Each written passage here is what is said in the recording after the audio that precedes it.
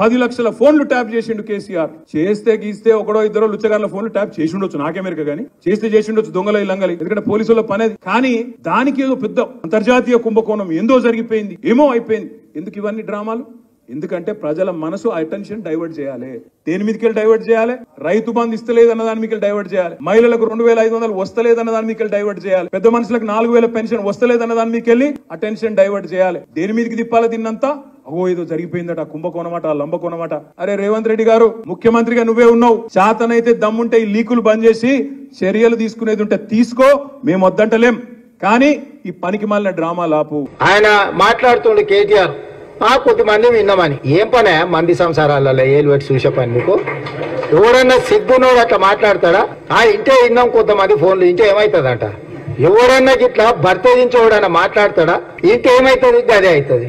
చెర్లపల్లి చిప్పకూడి తినాల్సి వస్తుంది. ఇప్పుడు వాళ్ళు చెప్పినట్టున్న అధికారులు ఈ రోజు ఊచలు లెక్క పెడుతున్నారు.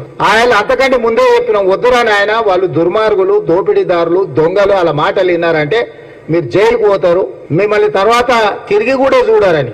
ఇవాళ కేసులలో ఇరుక్కున్న వాళ్ళని అయ్యో పాపం అని కూడా అంటలేరు. వాళ్ళు చేసినాం ఇట్లనే చేస్తాం. ఎవడు మాట్లాడతాడు? ఊర్లలో ఆవారగాడు మాట్లాడతాడు, తాగుపోతాడు మాట్లాడతాం, గట్లనే చేస్తాం, మేము బజార్లో బట్టలు ఇప్పుకొని తిరుగుతాం, అయితే ఏందని ఊర్లలో అన్నారు.